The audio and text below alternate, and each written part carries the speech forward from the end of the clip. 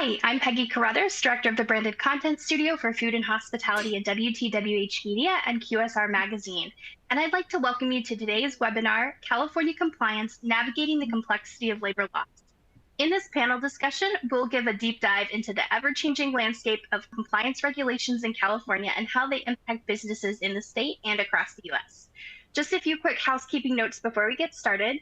First, a recording of this session will be linked at qsrmagazine.com, and you can also use today's login link for live on-demand viewing.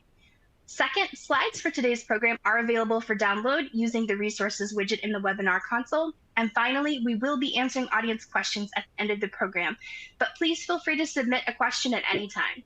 And now to begin, our featured speakers today are Anthony Zaller, partner at Zaller Law Group, Juan Carlos Chacon, President of Next Gen Dining Group, Inc., and Jersey's Mike's Sub franchisees, and Mike Kyung, owner and operator of Lateran Kyung Management Corp., who does business as McDonald's. And I'd also like to mention, we will have a live illustrator. His name is Matt, so that is the image you see on the side of the screen there. So now I'll turn it over to Anthony to get started. Thank you, Peggy. So with the panel, I'm fortunate to be joined by these operators today and get some real world feedback on how quick service restaurant operators here in California are navigating some of the changes that we've had here at the start of 2024. So I appreciate Juan Carlos and Mike joining us today.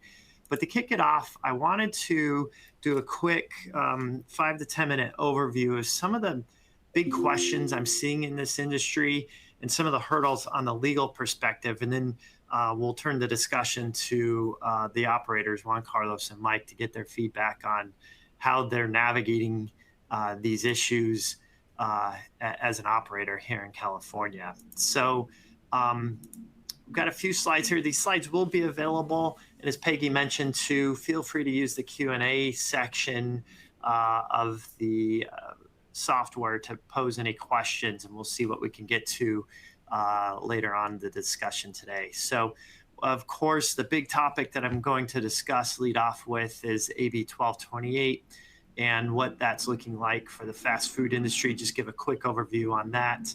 And then I'm going to be discussing some of the minimum wage issues on the local and state level, reminder about the food handler card requirements here in California. And then the big question I'm getting from employers across the state is, how do I prevent and protect myself against a PAGA lawsuit, a Private Attorney General's Act lawsuit? And we'll talk about that briefly as well. And then I've got a slide with a few key employment dates here for the first half of 2024 for California employers. So just jumping into it for AB 1228, I'm sure everybody on the call is aware of what's happening. We've got the $20 per hour minimum wage increase for the fast food industry taking place here on April 1st. And then just as a reminder, every January 1st, that's going to be increased based on the index of the Consumer Price Index or the 3.5%. So we'll see that increase each year going forward. And the bigger issue here too that I think isn't getting a lot of attention is the increase of the salary threshold for exempt employees working for fast food establishments. With this higher minimum wage at $20 per hour, that kicks up the minimum salary required for your exempt employees working in the industry to $83,200. So I've got a lot of clients that are reassessing that, and just if they can't pay that high salary threshold to qualify the employee as an exempt employee, they're just switching the employee to an hourly employee and complying with overtime, meal, and rest break requirements. The other big issue too, the compromise that was reached with AB 1228, a silver lining in this, is that the Industrial Welfare Commission won't be revived under this other bill, AB 102.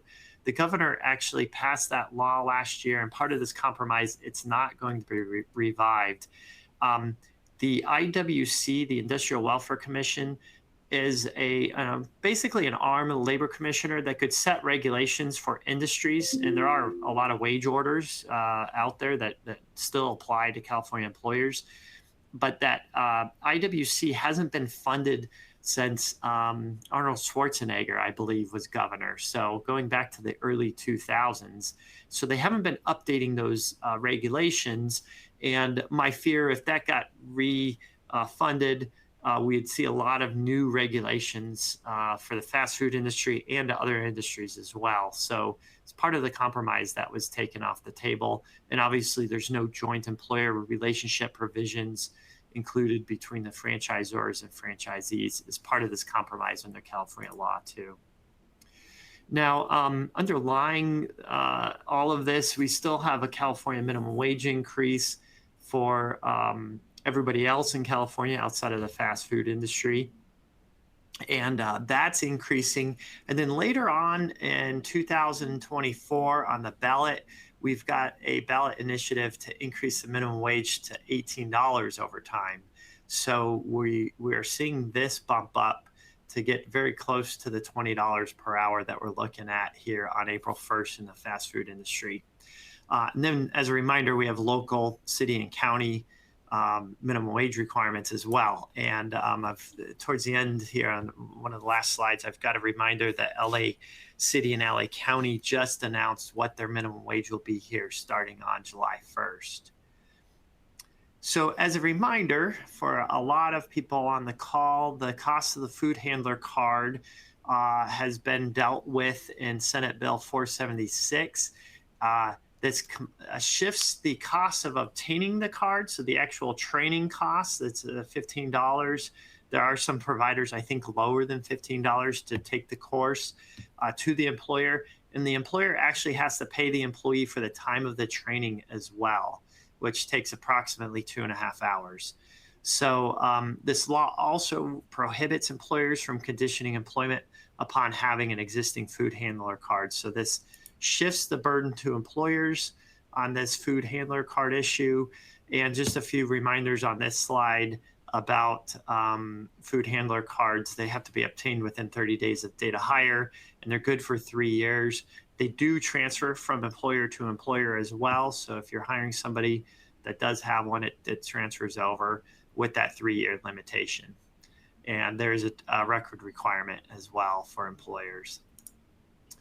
Now, the big question I get is about the Private Attorney General's Act and how to prevent these types of claims. And just the very quick 30-second overview of what PAGA is. I'll do my best to keep it short here. But PAGA was passed back in 2003, became effective in 2004, and it allows private individuals, employees that have worked for employers, to bring a representative action. It's sort of like a class action, but it's not a class action. And it's a very unique aspect of California labor code that prevents a private employee to bring this representative action, go out, hire a lawyer, and as long as the employee has had one labor code violation, they can bring this PAGA claim on behalf of all employees for even labor code violations that one employee hasn't suffered. And the penalties that are available under PAGA can range from $100 up to $200 per employee per pay period. So the damages get very large very quickly for multiple violations that occur, that are alleged to occur by the plaintiff's attorney.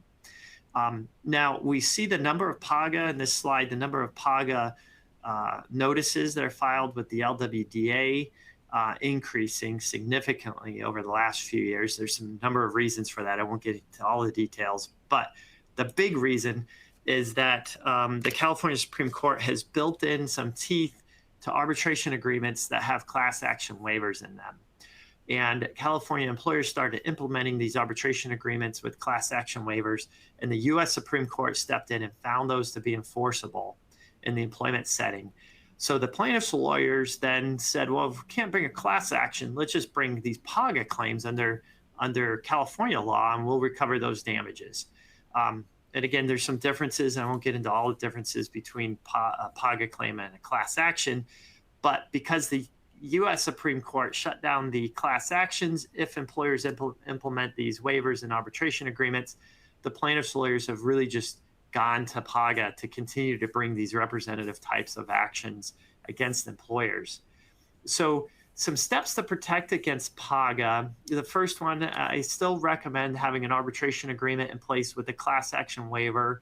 We've had some case law recently over the last year, actually, developments in 2023 about whether employees can waive PAGA. California Supreme Court has said no, employees cannot waive PAGA in these arbitration agreements. But there's still some benefits in having those arbitration agreements in place, especially if you're a larger employer, and you can compel these individual claims to arbitration first before it comes back to state court or court to try the representative PAGA claim. So if you're a larger employer, you should take a look at those arbitration agreements, make sure they're up to date and are enforceable and have the right language in there. And I still think that they are very useful for larger employers. The second pointer I have here on this slide is just really tighten up your wage and hour policies and audit it routinely. So some of the major claims or the common claims that we see for PAGA are obviously the number one issue we see being brought are meal and rest breaks. So make sure you've got really tight policies on that. And the use of attestation forms, and I think we'll be talking about that quite a bit today. And if anybody has any questions on that, I've got a memo and some sample language for attestation language. Feel free to reach out to me on that. But also just take good timekeeping records, paying overtime, keeping records on that. We're seeing expense reimbursement claims come up as well here recently, especially with the use of cell phones. Employees are required to use cell phones throughout the course of their employment, and even texting. If managers set up a texting group with employees, we're seeing a lot of these types of claims come through while the employee has to be reimbursed for the use of their cell phone for business reasons. So keep an eye on that as well. And then really coming back to basics, maintaining records and making sure your pay stubs are correct. And then finally, train your frontline managers about wage and hour policies and make sure they understand what the law is and what your policies are as well. So I've got a sample pay stub up. And again, these slides will be available. Make sure your pay stubs have all the required information on them. Very easy to get right, but if you get it wrong, it exposes yourself to clear PAGA liability. And also, I wanted to mention that there is some reform potentially coming through on PAGA later in 2024. There is a ballot initiative in November on the November ballot to try to reform PAGA to take some of the incentives for plaintiffs' attorneys to bring these types of cases, but to get some of this money to actually back to the employees, where currently if they bring the case, a lot of the money, the majority of the money is going to the plaintiffs' attorneys. So we'll keep an eye on that as we get closer to November in 2024. And then finally, I've just got a few key dates here for as we get into 2024. I won't take up any more time here, and we'll open up the broader discussion, but just some reminders of dates we're looking at here. The big one, May 8th, for the California pay data reports are due for employers with 100 or more employees.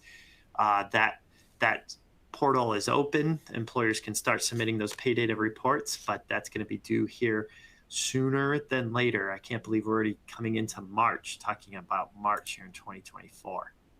So we'll make these slides available if anybody has any questions.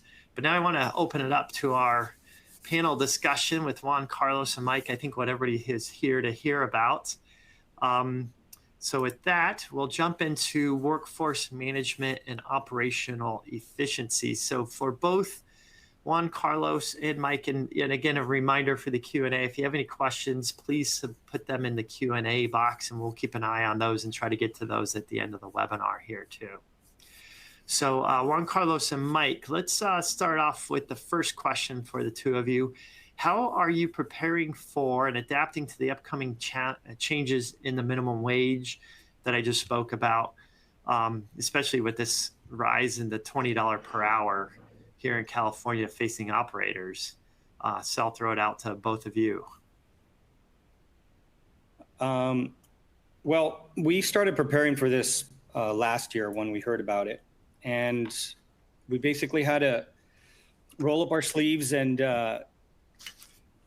look and dissect every segment of our operations internally and figure out the inefficiencies where we're at and where we could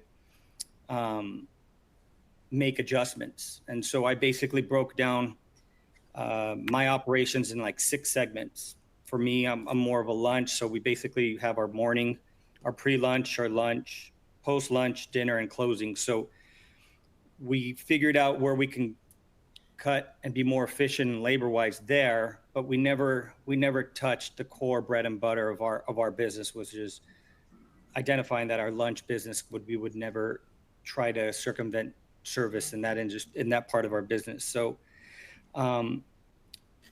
being that we know that it's a big bump, we have to trust that we have to hold our people more accountable and demand excellence and flawless execution. And also make a conscious effort to have a bigger separation between management and entry-level team members, everybody being below 30 hours. So if they were to get a promotion to a shift leader or assistant manager, then besides going from 30 hours or getting closer to 40, they get all the other benefits as far as all the hours and medical and dental, and it's just incentivizing to move up in the company, or you're just going to be able to just get lower amount of hours. And obviously we've done other parts as far as analyzing our menu and figuring out where we need to increase pricing. But at the end of the day, it's just going to come to the consumer. Yep. How about you, Mike? Yeah, so I mean, similar to Juan Carlos, we started this process of trying to transition and prepare for April back probably last year, right? So for us, it's all about how do we make our team more productive? So for us at McDonald's, we've got kitchen people, we've got service, right? So we're trying to just train all the kitchen to do service and just be able to flex in and out wherever the need is greatest. And also with regard to, productivity, we look at our labor on an hourly basis, whatever, like crew hours, labor percentages, your transactions per hour, it's all looked at on an hourly basis, trying to figure out where that biggest opportunity is. We are breakfast, lunch, and dinner, so there's opportunity all over the place. It's just a matter of trying to figure out which particular hour is the greatest opportunity at each particular restaurant, since everyone's individual and unique. Yeah, no, that's a good point. Different areas might have different times of the day that do better. You have to look at each one uniquely. We didn't discuss this question before, but I wanted to bring it up though, and I think now is a good time when we're talking about the $20 per hour.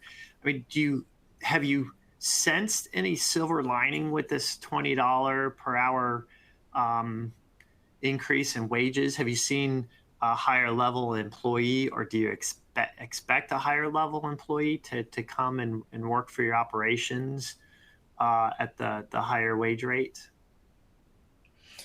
I believe that we will have an advantage for maybe a good year until the smaller organizations have to step up and pay, because people are going to start leaving the other small restaurants because we'll be outpaying them, because basically our entry level is 20, but obviously clearly management's going to be making well over that as well. So I feel it'll be an employer's market for organizations like ourselves to be able to get the cream of the crop employment.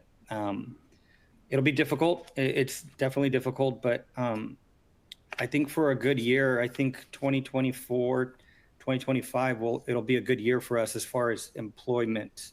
But when we cut, it's going to be only like 10 minutes here, 10 minutes there. But I really feel that we'll have a good opportunity, a good labor force.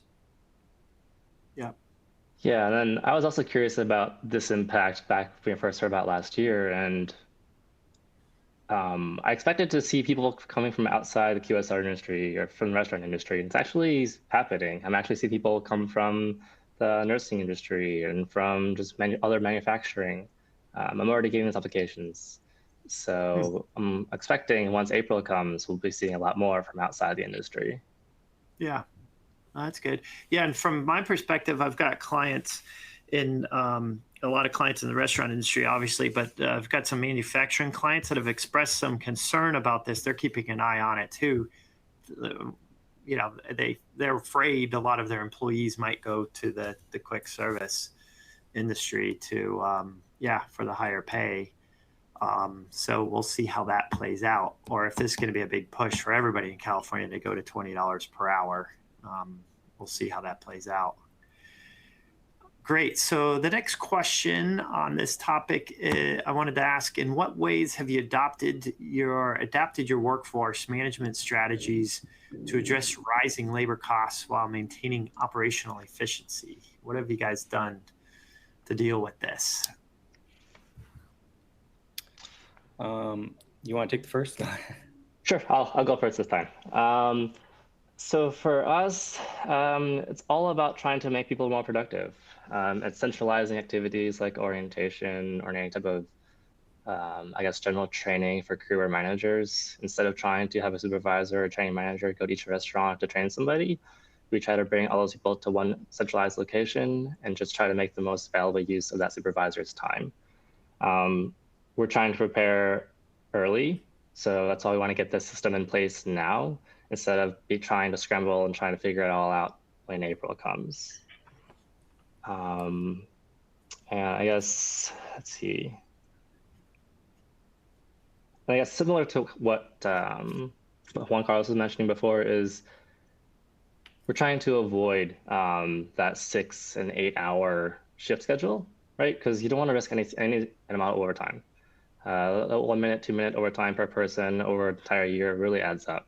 So maybe think about how you're scheduling your shifts. Maybe not do full shifts. Maybe you have less risk for hitting that overtime cap.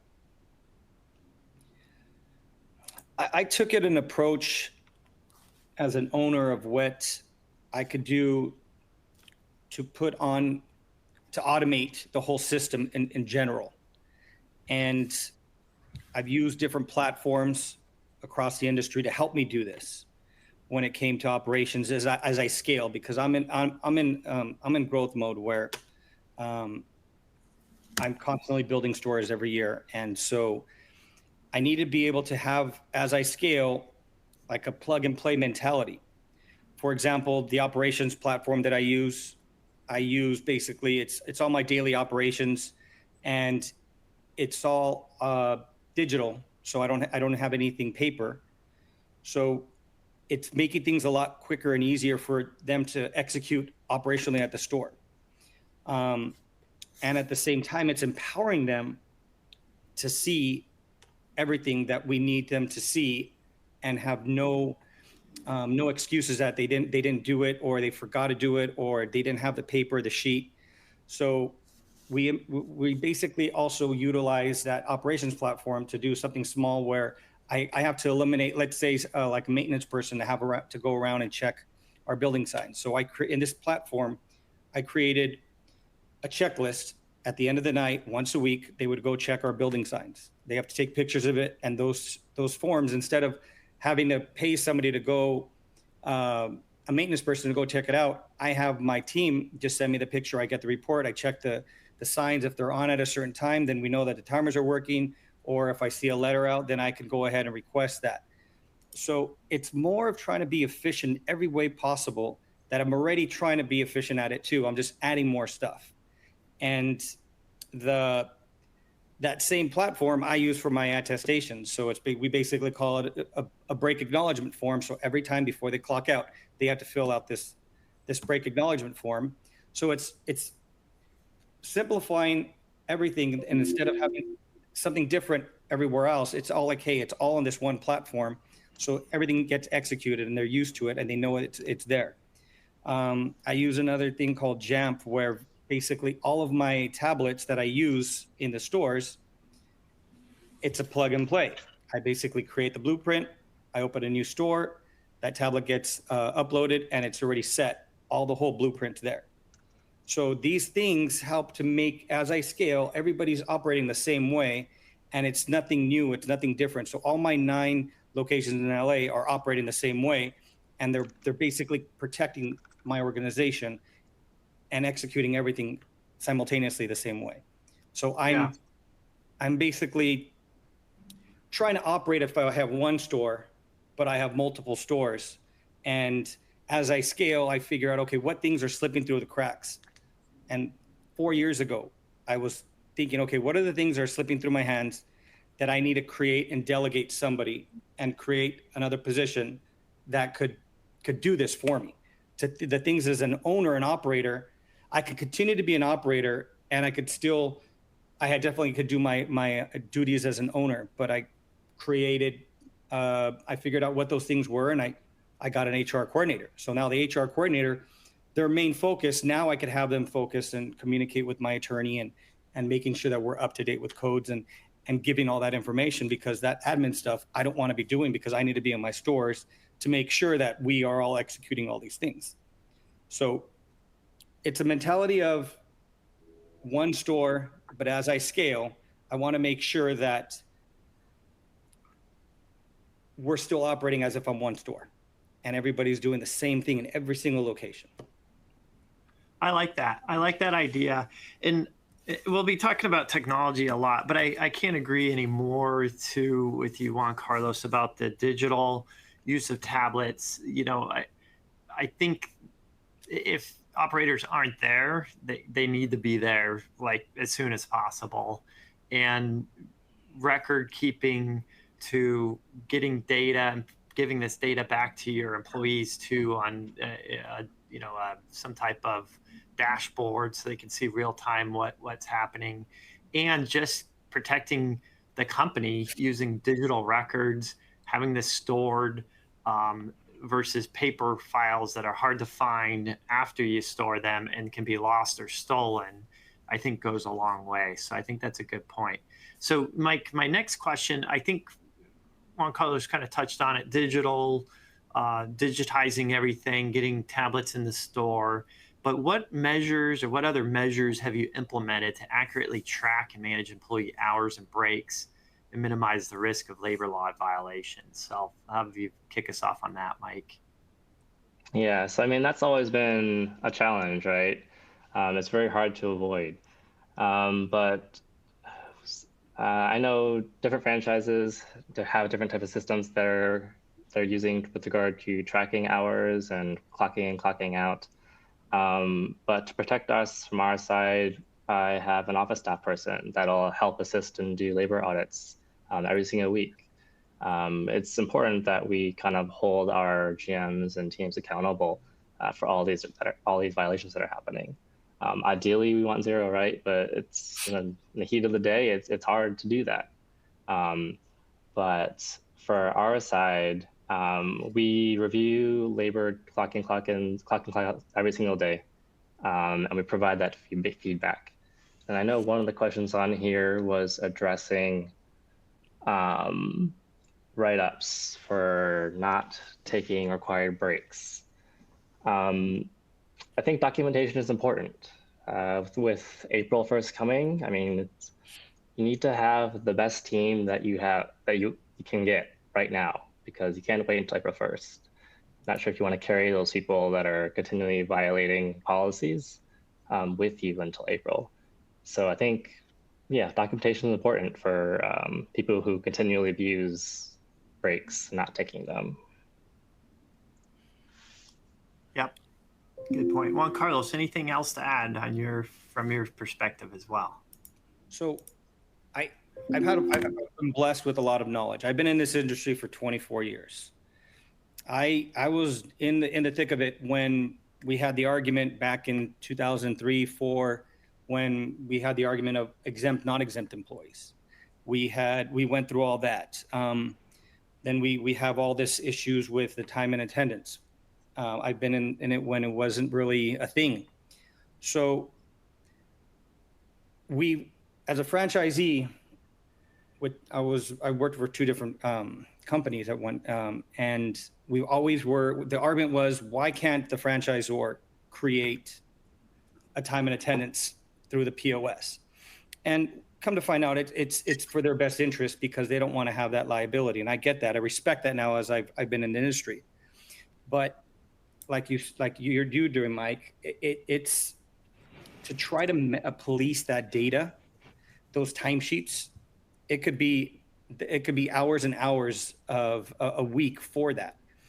And it's one of those things where I wanted to get automated, and I don't want to have to police it. I want to police the system at the end. I don't want to have to do that constant. I was a district manager having to comb through timesheets to make sure that we were our people were giving the breaks, and we missed a lot of stuff. And it created, if I was trying to do that, it's going to create a lot of liability, a lot of risk. So I basically needed to figure out a company that find a company that could actually do that for me. And lo and behold, I use Harry, and my time and attendance with Harry, they basically do all that policing for me. And I've structured it from years ago that we want to keep people under that 6 hours, because after they get over that 6 hours, the liability increases. The more hours, it's unfortunate, the more hours our employees work, the more of a risk they put us, because there's so many other things that we have to adapt. Okay, the overtime, split wages, 10-minute breaks, and all this. So if you condense your business and streamline the operations and get them to under the 6 hours, then you can allow a platform like Harry to do all the time and attendance. And we basically monitor to make sure that the reporting is correct. So when I run my payroll, it's paying every single break violation every pay period.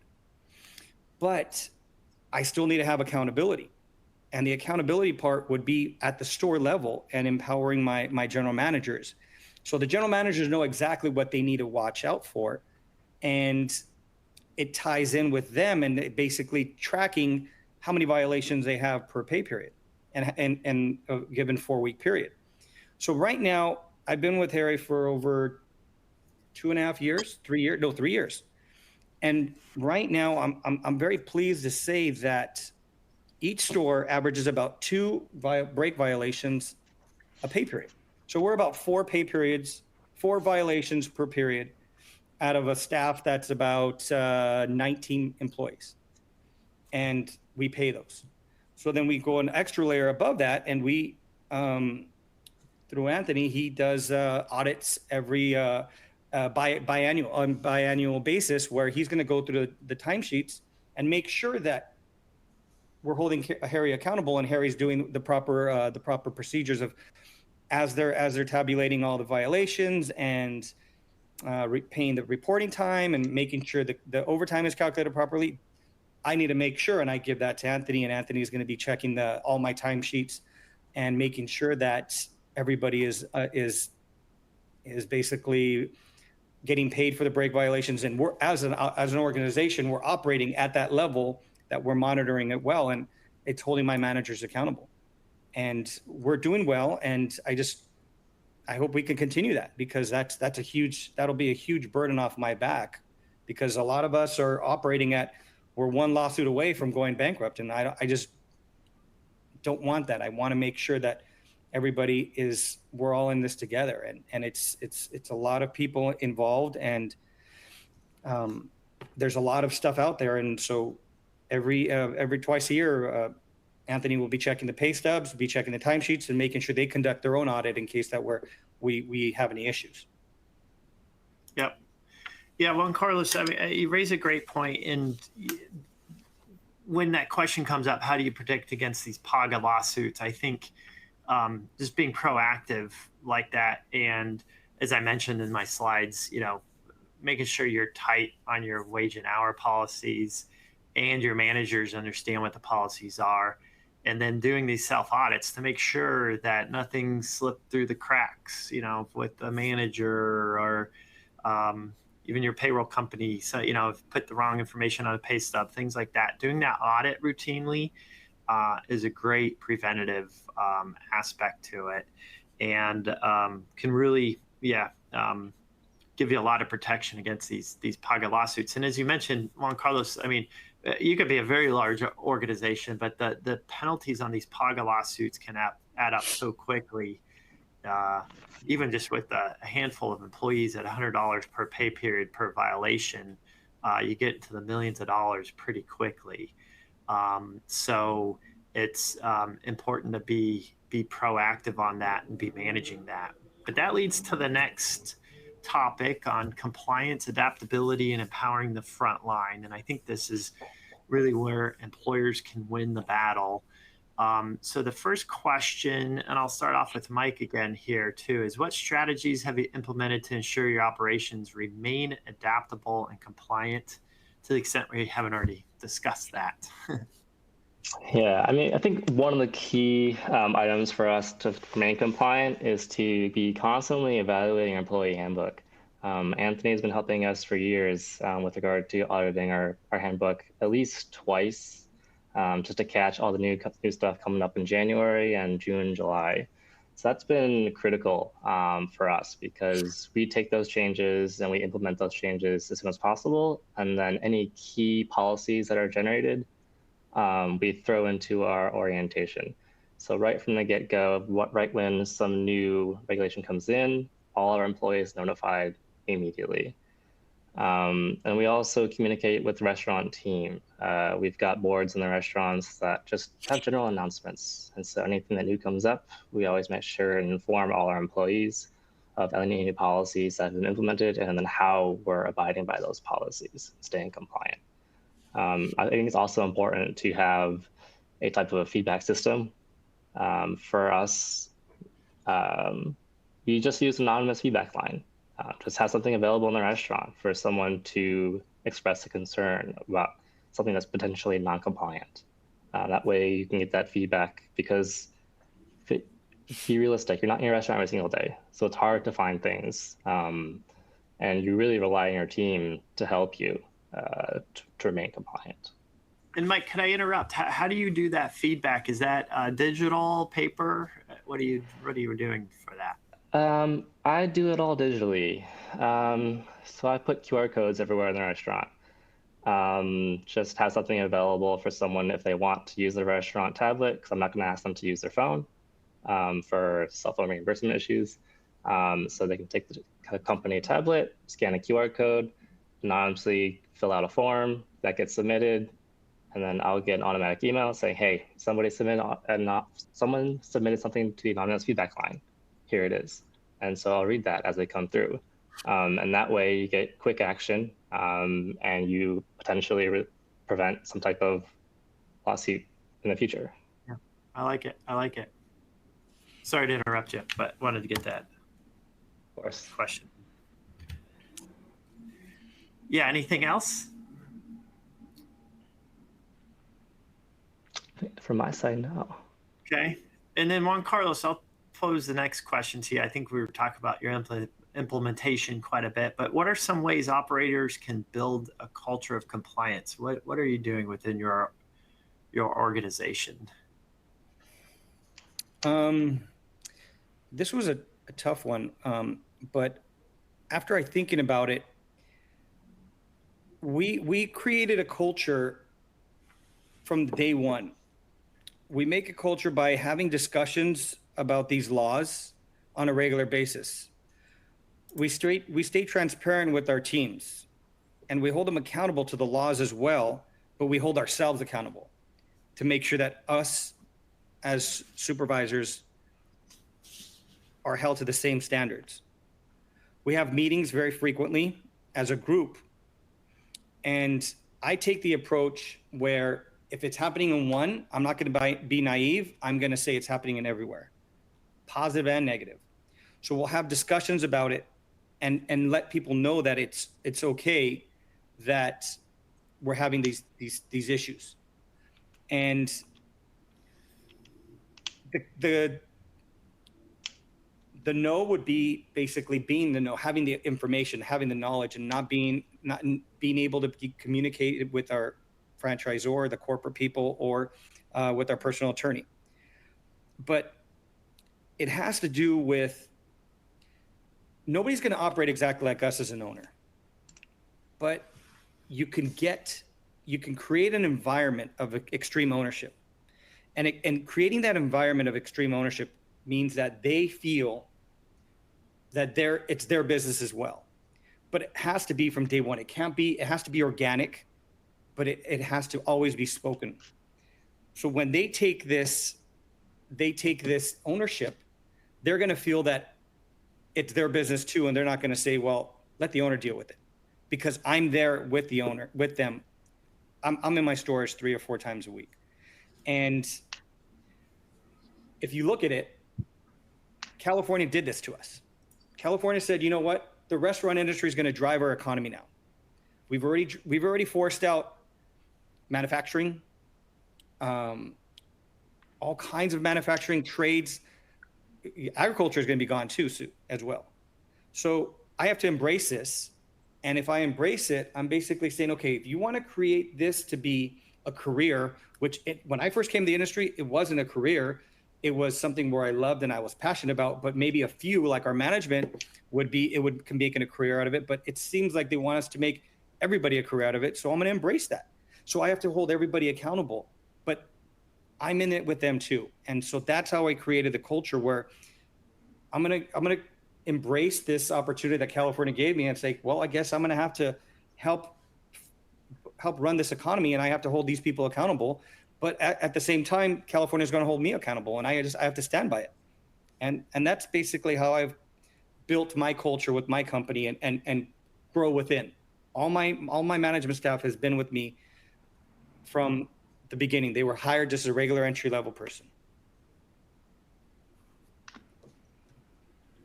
Great. No, I think that's the approach. Yeah, a lot of people are looking at taking. It's not, at $20 an hour, it's not an entry-level position. It's not a job that somebody has to help, while they're in high school on the summers or anything like that. And I think there's a cost to that. It's going to drastically reduce the amount of people that are available for these jobs. But to your point, Juan Carlos, and I think we touched on it too, it's, at $20 an hour, that employee has to bring $20 an hour value plus more. And there's going to be a whole lot more of accountability there on that part. And that's what employers are going to have to shift to. So, yep. Good insights, great insights. So jumping ahead, we're coming up on 42 minutes here, just so we can get into the technology solutions and data insights. This is really fascinating for me. So I wanted to talk about a few of the questions here before we run out of time and try to get to some of these questions coming in. We've got a lot of good questions coming in through the Q&A. But I'll throw this out to Mike again first. Can you explain and talk about the role of technology in simplifying compliance with evolving labor laws and regulations? We'll start off with Mike, and then we'll go over to Juan Carlos. Sure. I mean, technology for us, it's critical, right? I mean, AI is all over the place. It's a keyword that everyone's trying to latch onto right now. Although, I mean, I think our systems are maybe antiquated and are a little bit slower to adapt to all these new trends. So I'm not on Harry like Juan Carlos, but I'm familiar with their systems and how they're able to integrate auto compliance and auto flag breaks. I think that's going to be critical for the future. I wish I had a system, I guess, future forward, I could see additional hardware going into the restaurant to help flag breaks or upcoming breaks. I would love to have a monitor in the front of house that could show me the order of breaks for crew, especially because a lot of us probably have time clocks that are in the back of house, and managers aren't able to see that. So they're going to have no visibility to see who clocked in when, who's due for a break. And I know some systems right now, they do show you based on clock in time who's supposed to have a break. I think one of the questions in the chat box talked about how do you schedule them. For us, we currently use our scheduling program to, we already feed in the 30-minute breaks, 10-minute breaks, so managers are already aware. But in the future, I do see that being more automated to hopefully kind of auto ping you when someone is due for a break, because that is going to be incredibly expensive once this April 1st comes around. Good. Yeah, great insights. Juan Carlos, how about you? I like I said, I try to use these platforms to. I do the research on the platform to make sure that they are going to constantly be evolving and to keep my best interest. So, like for example, like our these technologies we use is basically my hiring platform. So my hiring platform knows the regulations, or I've been informed the regulations, and they can keep it consistent as far as all my job ads, and creating a consistent environment where there's no way that somebody could say that I was what do you call it, discriminative towards a certain race or gender or whatever it was. So this hiring platform keeps it consistent, and I basically have the ads. The ad has a consistent information that needs to be publicly noted, and basically it funnels in the information, and then we create the interview, and the interview process continues. So I try to get as much things automated as possible. Again, I use for my onboarding, I use Harry. And Harry keeps me up to date with all my W-2s and I-9s. So I don't have to worry about, okay, something changed. So they automatically update my I-9s in my hiring platform, and that gets auto-filled. It has checks and balances. We need to be, the legislation is created. They want checks and balances. They want proof that we're operating to their standards. So I need to have digital copies of everything. So Harry has that. They created the files that I need to have. They automatically separate the I-9 from the employee file like it needs to be. Everything that gets documented gets uploaded to their personal file. It's all digital.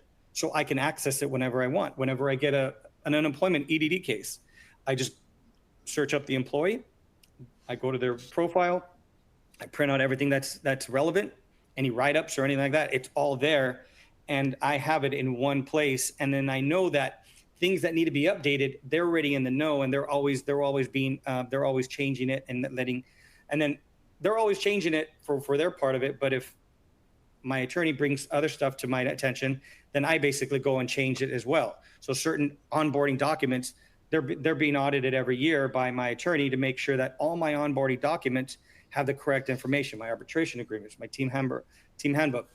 It's all in one place. It's all on their onboarding, and it has a digital signature. And that's great. No, and and as I mentioned, Juan Carlos, the digital, moving to digital, it's not a question of if any operators should move to digital. In my opinion, it's just when, and getting it done sooner than later. Having tablets in the stores, both of you have mentioned, having digital record keeping, it just makes things a lot easier. And just to chime in, well, on the next question, I want to ask, is tech is critical in helping operators survive in this environment? Where do you see this going in the short term? We've kind of touched on that. And where do you see this going in the future? And I could see, this automation is very helpful right now. It's currently available, but even getting all of the different data sets that you get now from employees, from texting their manager that they're out sick, to phone calls, and putting this in one database too to manage your business. I'd like to see that in the future. And that could potentially be a solution. But where do you see the tech going in the future? Any AI possibilities, or what are your dreams on that? I mean, I'll take this first, I guess. Of course, I think everyone's probably going to try to integrate AI into everything. So in the future, I could see that the time clocks are going to become more than just time clocks. They're going to be full-on fledged systems that monitor your compliance, monitor any late clock-ins, monitor any no-call, no-shows, and then auto-push requests to staff through their apps to take shifts. Because a lot of that right now, I think, is manual, where you have managers send out a push notification to say, hey, I need someone to take the shift, whereas opposed to, I think, in the future, the second the system sees that someone may clock in, it'll push something out to have to request new employees. So I see it being a lot less manual in the future. Probably not next year. Hopefully, maybe Harry's working on something. But that would be most ideal, just to remove some more admin work from the shift managers, because with this $20 an hour wage and the push to be more productive, we can't have them doing not quite trivial tasks like that, but nuisance tasks like that. They need to focus on the restaurant. Juan Carlos, any comments? I feel that, like any industry, I believe there's a lot of competition. So the operating platforms for onboarding is diluted. But like anything, and our economy is in a correction, I feel that it's going to push the people to evolve. They need to evolve. And the stronger are going to prevail, and the people that are just trying to get to the game that aren't getting the funding, the investing that they need will go away, and that'll provide more money for the bigger people. And I feel that Harry's one of the bigger people. Like all the stuff that you said, Mike, we're already doing. So it makes me feel that you just reinforce that, hey, you know what? I think I do have a pretty good technology because, and not, this wasn't this wasn't the purpose of this discussion, but our sick pay requests have to go, we push them through the ADP because that's what we do our payroll with, but that's besides the point. But everybody has to be logged into this platform. They get their schedule. They have to, if they're going to call off, they have to go through that, and we put their schedule up and for their team to look and take on that schedule. So we have these things, they have the alerts on their iPad that tell them, hey, somebody's due for a break. So I really like the fact that we're there, but I still feel we still have a ways to go. And Harry needs, I would love to have verbal, an AI basically say, hey, Anthony, you're up for your 10-minute break. You're getting close to the time. And that's where I feel that Harry should be able to evolve to that, because they're already ahead of where we need to be. They've already notified all the stuff. Like anybody that has a call off, they go through the app, and they could put their shift up and the employees could see it. Do they pick them up all the time? No, but at least there's an attempt there. Right. I feel it's going to grow. Yeah. And just throw my 2 cents in too. I think there's a Web3 play here too. I think a lot of these records were digital. We're keeping them within the company, but I think there's the blockchain is going to be helpful in the future as that technology develops. I think there might even be a play to have time records on the blockchain as well, and employment records. So we'll see how that plays out though here in the near future. So the last question I wanted to pose to you guys, we're going to start wrapping it up and try to get to a few of the questions that our attendees have posed. What is the most important data for you as an operator? What tools are you using to capture the insights you need? And we'll kick it off with Mike. Let's see, the most important data. I mean, at this point, it's going to be my labor hour usage and my transactions, because you need to find out for yourself and your franchise or restaurant what is most important for you, what's going to make you most profitable. So if it's in transactions, if it's hourly sales, that's up to you. But I'm a huge data person, background in data analytics. So I like to trend a lot. I like to find correlations. I like to use databases in order to try to find out what new correlation I can find. I play around with it a lot. So for me, probably I'm looking at number of transactions, because one of these questions on here was, how do you plan on offsetting the labor costs? Are you only going to use price? I think that's very dangerous, right? So you need to figure out and look at your own data as to how you're going to improve your GCs. So my camera just went out. Can you still hear me? Yes, we can hear you. Okay. Where was I?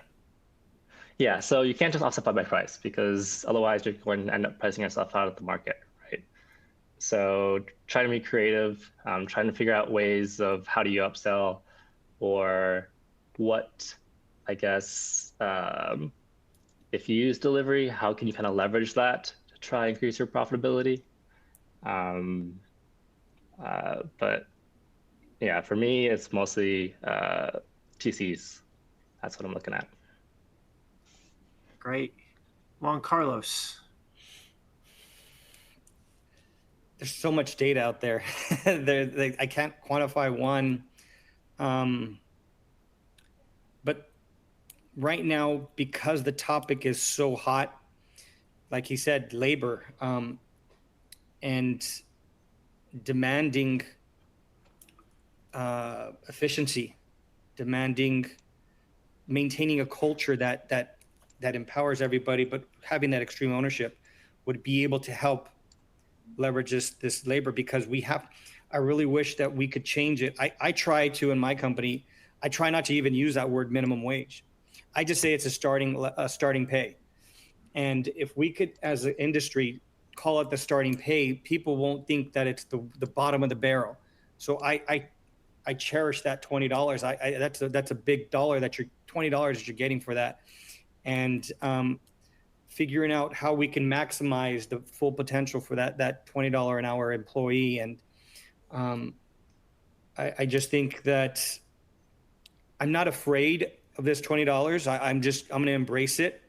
And I'm just looking at it. Okay, well, what can I do to make my business more attractive, and just understand that I know I know prices are going to go up. So we have to make it worth every customer that comes into that store. We have to make it worth that experience. That experience is key. But I mean, every data is super important, so we could audit our business. But right now, the labor stuff is what we have to focus on, and making sure that that person feels that it's not a minimum wage, that $20 an hour starting wage. You're worth way more than a minimum person. Yep. Great. Well, thanks for the insights, Juan Carlos and Mike. Mike, even though we can't see you, I can see the illustrators done a great job on your picture here on the illustration. That was really cool. We had him drawing this. So we've got a few minutes left. I know Harry wants to say something at the end as well, but we've got maybe a time for one or two questions. Peggy, do you want to jump in, or should we? Yeah. Yes. Well, first off, just thank you all for such great information. We've received so many questions. I just want to let the audience know that the team is going to do their best to reach out after the program and answer as many of those as possible. So even if we don't get to them right now, don't worry. There is one that I think is really important for the whole audience here, which is, how is California defining fast food establishment? Yeah, so surprisingly, AB 1228, it is a vague definition. I don't have that up in front of me, but it does have some questions on who qualifies. And I think more particular, they've been very clear on who's carved out. For example, they've carved out bakeries, and I believe any certain establishments within grocery stores as well are carved out from 1228. So it's almost clear on who it doesn't apply to, but it's a little more vague on who it does apply to. But it's really focused on chains. So it's for chains that have, and I believe the language is common design, common attributes, and that there's 60 or more units within the chain too. So it's applying to the larger chains. But with that said, that 60 threshold is not super high though. So if there's any question if that applies to you or not, talk to an attorney to make sure. Thank you. And one more sort of follow-up to that. Does the wage increase impact office or admin staff in the fast food industry? Yes. So if AB 1228 applies to your your company, you're in the industry that it applies to and it's covered, it's going to apply to your employees. That's at least how we're reading it. I haven't seen any other guidance that carves out, well, I've got director of HR or somebody else in an office environment overseeing all the restaurants, so we don't have to comply with the minimum wage requirements or this higher salary threshold under 1228. I'm pretty certain that it would cover all of your employees, and even your admin and corporate side. Great. I think that's all the time we have for questions today. I know we're at the top of the hour now. However, I just want to take a moment to thank Harry for making this program possible, to our audience for attending, and of course to our panel for sharing their insights.